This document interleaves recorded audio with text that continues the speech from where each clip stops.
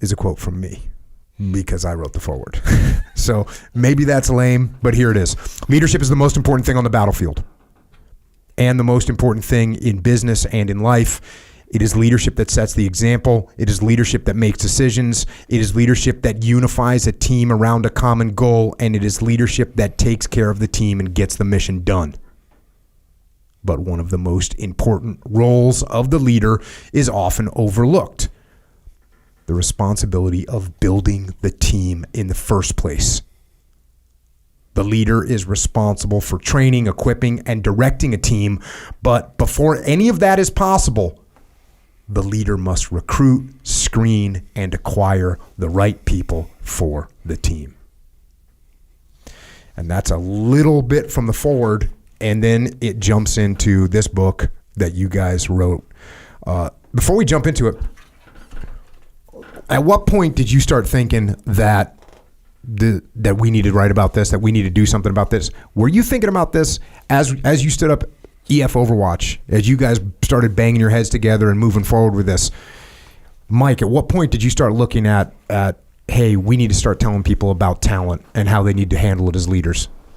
You know, I love how you just said it. It's a subset of leadership. It absolutely is. And you just said it's one of the most overlooked parts is before you even step out on a venture, you got to formulate the team. And that's hard.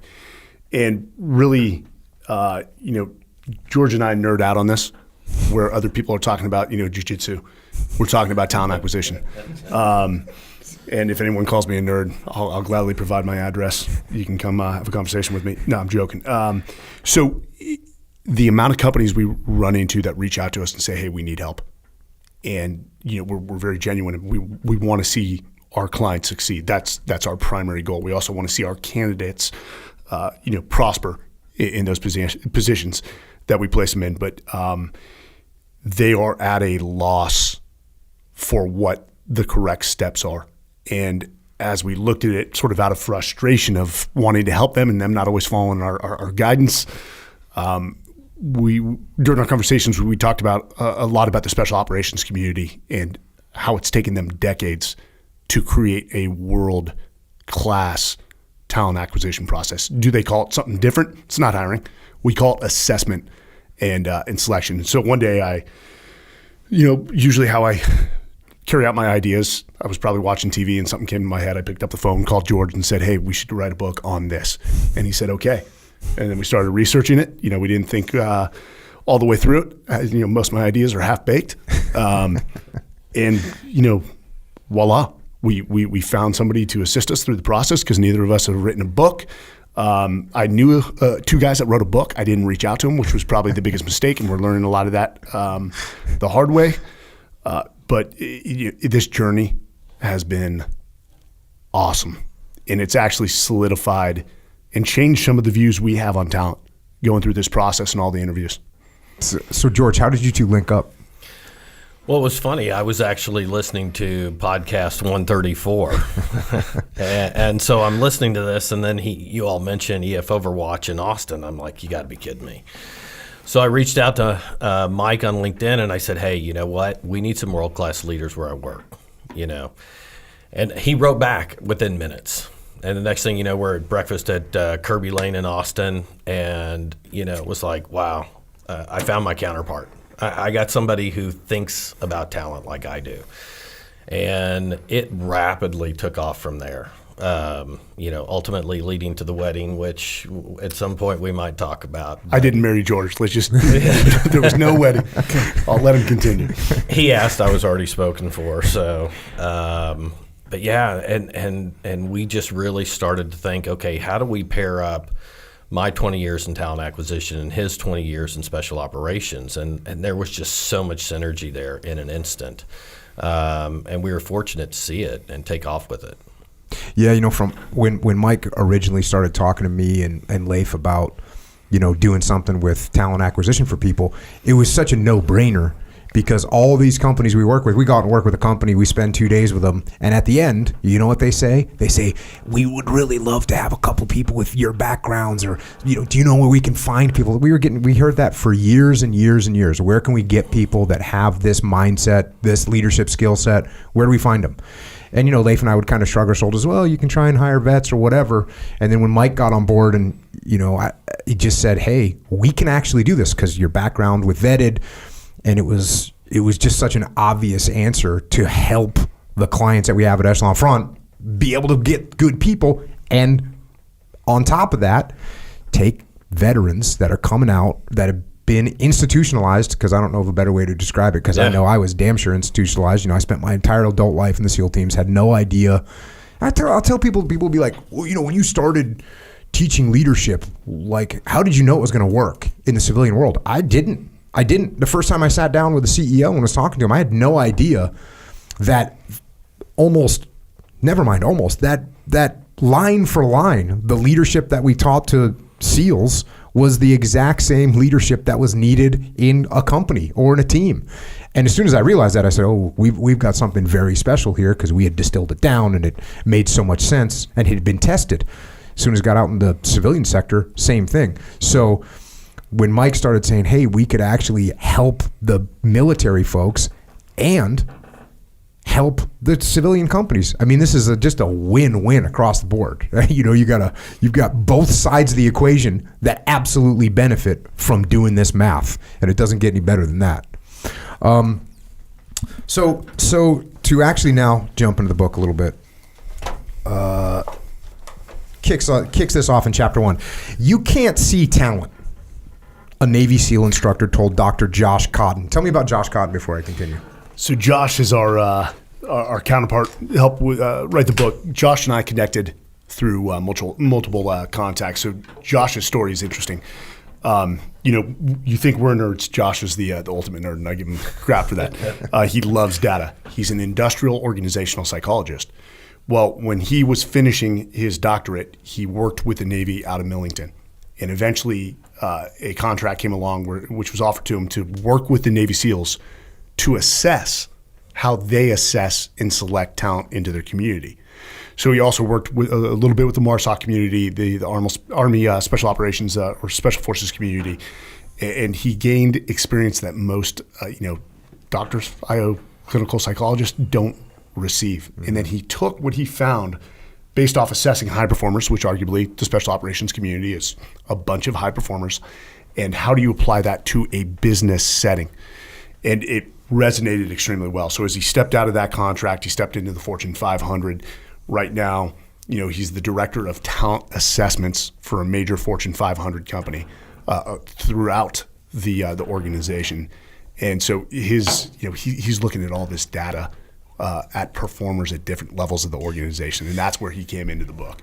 You know what that reminds me of? So at some point, I was talking to one of the guys that worked at Bud's as a civilian contractor as what's the real word for an athletic trainer? Is it just called an athletic trainer? Is that what it is? Is that the job? Especially someone that looks at your sprained ankle or whatever? Is that what it is? Echo Charles? Trainer, yeah. Trainer. So I was talking to one of those guys, and he was talking about patellofemoral syndrome.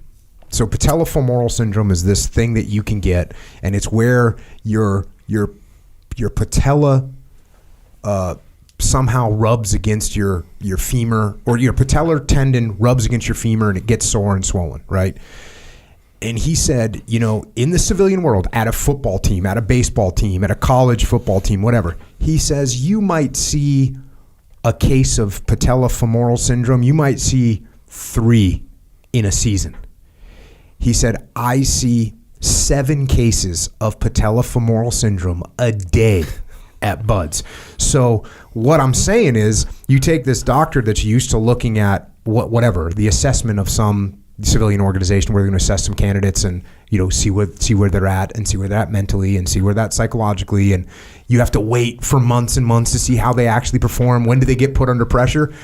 At Bud's, it's like, oh, here you go. Here's 180 people that are about to get the biggest mental stress of their life in the next 4 weeks, and you get to look at them. That's an amazing way to get experience, and that's what would happen with these guys that were athletic trainers. And there was a couple different approaches that guys would have. Some guys would leave like a pro sports team and come to Bud's, and they would never want to leave because they were so much help. Or they'd come and get all that experience, and then they'd go to a team because, after you've seen hundreds of cases of patellofemoral syndrome and ITB issues and whatever, all those little injuries that they deal with all the time, they show up at a baseball team, they can identify things so much easier than anybody else could. And so that's what it sounds like this Dr. Cotton is. And to take it one step further, following that experience, he created something completely based off special operations and how we classify high performers. It's called the Elite Performance Indicator, the EPI. And he developed that personal assessment tool, which is now used by businesses, and what we're going to be using sort of as our index, as just one of many assessments of our candidates for the EF Overwatch candidates that come to us from the military. Legit. Yeah. All right, so now that we got Dr. Josh Cotton, we know about him, and so I'll take it from the top. You can't see talent. A Navy SEAL instructor told Dr. Josh Cotton, it's not the biggest guy or the strongest or the fastest. You have to trust the process. The process will reveal who has the potential to become a SEAL. Dr. Cotton was working with the Navy SEAL community to improve their assessment and selection process. To that end, he'd been asking all the instructors, what do you look for in recruits? He had received a lot of insightful answers: people who don't quit, team players who step up and lead, resiliency, people who are calm under pressure, problem solvers. This was the first instructor who had taken the question literally, but it was a good answer because you can't inherently see talent, not in somebody's physical appearance and especially not on their resume. Now we go into this little case study, which is interesting about this is people ask me, who's going to make you think that guy's going to make it? I say, I have no idea because you can't tell. In fact, there was a guy who was a captain and a great guy, and he had never signed anyone off and said, this guy's going to make it.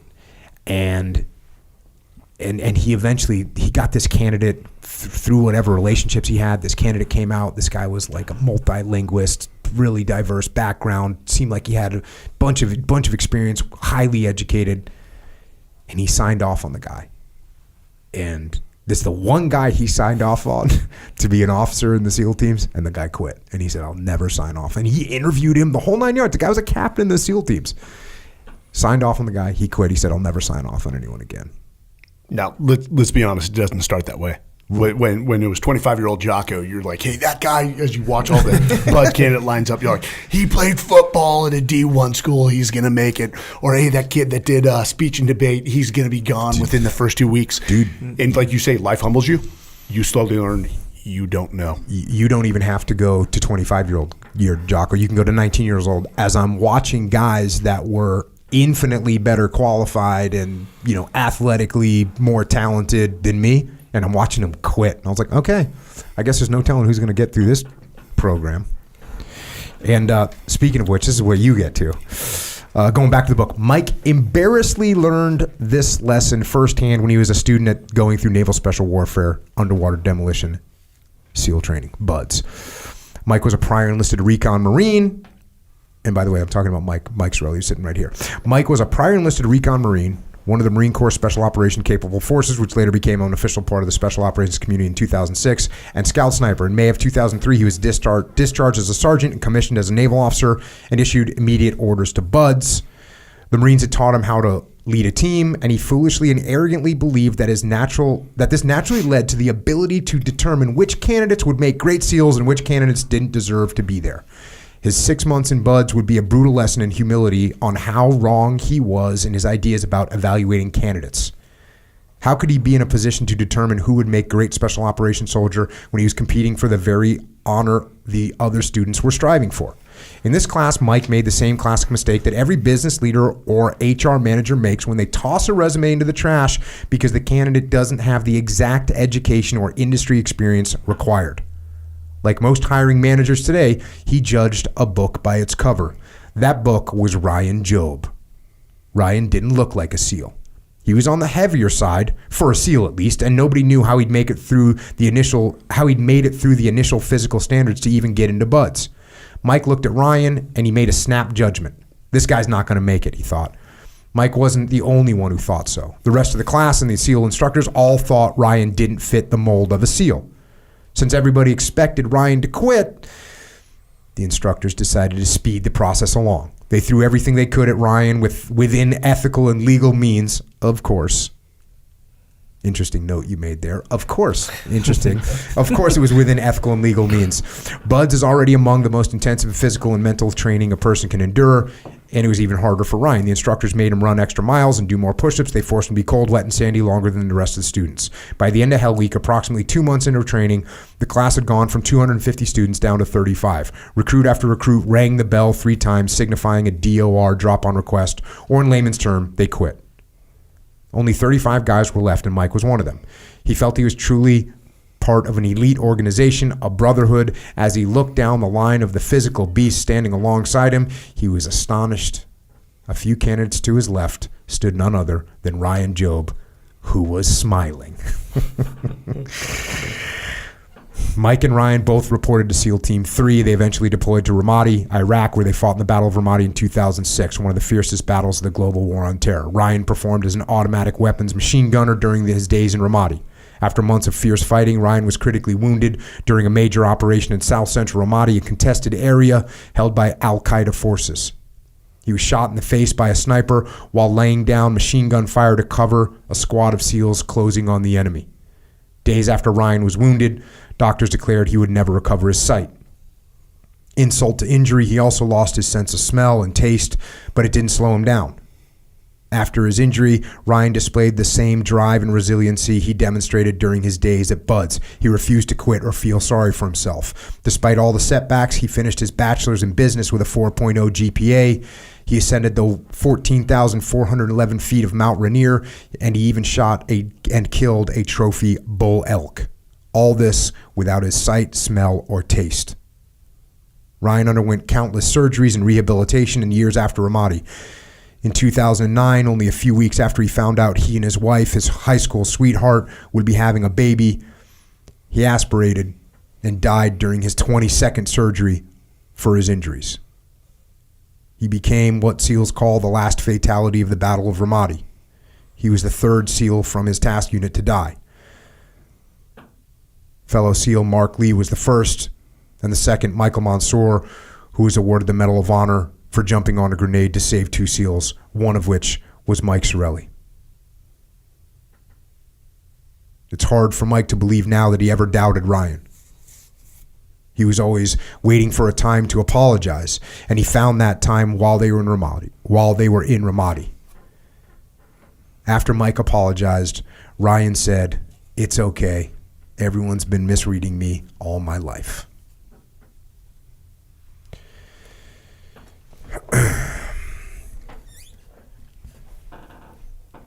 So I don't know if there's a better example of why we can't judge a book by its cover than Ryan. And, he ended up rolling into Charlie Platoon and Task Unit Bruiser, and he got some personal love and encouragement from his platoon mates to make sure that he was going to be an awesome SEAL, and he was. But this is a metaphor for what you guys see in the civilian sector, with people looking at resumes and judging books by its cover. Same thing. Every day. Thousands upon thousands of resumes coming in. Managers are like, yeah, this guy's been at our competitor. This person's done A, B, and C. They have all these experience. Yeah, gotta hire him. Gotta hire him right away. No process. I just know it. Gut call. Whenever I'm talking to companies, and a common question is, what question should you ask during an interview? It's a pretty common question, or what assessment, or what should we do? How should we screen? And I'm always saying, hey, look, try and put the person in a position or a situation that's as similar as they're going to be working in, because that's the best way to assess if they're going to be able to do it or not. And it's a similar thing that they're doing now. For years they tried to figure out who was going to make it through SEAL training. And now what they do is they send them to, I think it's Chicago. They send them to Chicago and they go through a pre-training situation where what they do is basically freaking train really, really hard And a bunch of people don't make it through that, but then they find that, oh yeah, more people that made it through that are going to make it through actual buds. Well, it's like, is that not true? I've got to look at the numbers. I don't think it was a substantial increase in the number that actually made it through buds. But again, we've got to go back and look at the data. But it's the same thing with Dr. Cotton. And we see this with people who build assessments. It's funny you brought up trainers. For the screening for JSOC, there were physical trainers that believed they could give you an 80% answer on whether somebody was going to make it through the training or not. Everyone claims, oh, well, my personal assessment test will give you a 80% probability of whether the person will make it through the training. And it's all wrong. That's what's the perfect question we need to answer in an interview. We hear that all the time. There is no one perfect. There's no one perfect personal assessment. Some people like the Hogan, other people like the DISC. And what you're not going to find in this book is it's not prescriptive. It's not going to be like, okay, step 1, this is what you do. Step 2, these are the questions that you need to ask. These are the personal assessments that you use. It's different for every company. What it is, you've got to identify your process. What's the process that works for you that results in statistically the most quality hires?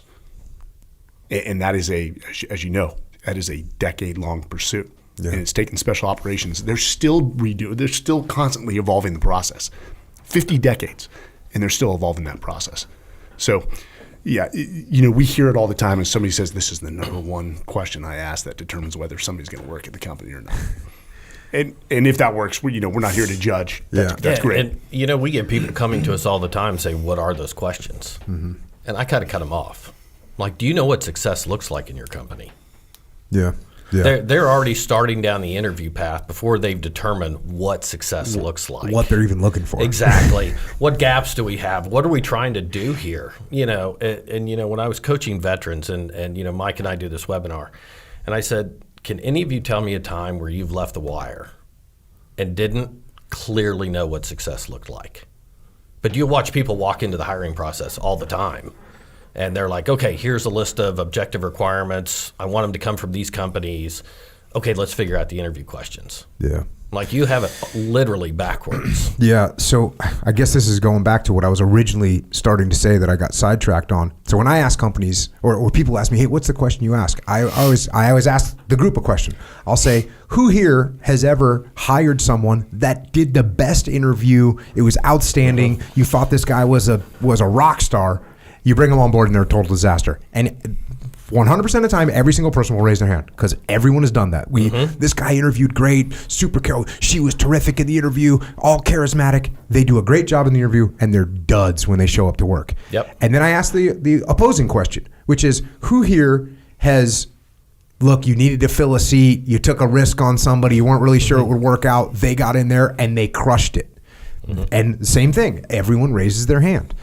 So it's a common problem, and it's a common problem that we all have where we think we know better than life. Yeah, and I got to tell you, I've been doing this 20 plus years, and I worked for a Fortune 50 company. In 1 year, my team the team that I led hired 23,000 people in 1 year.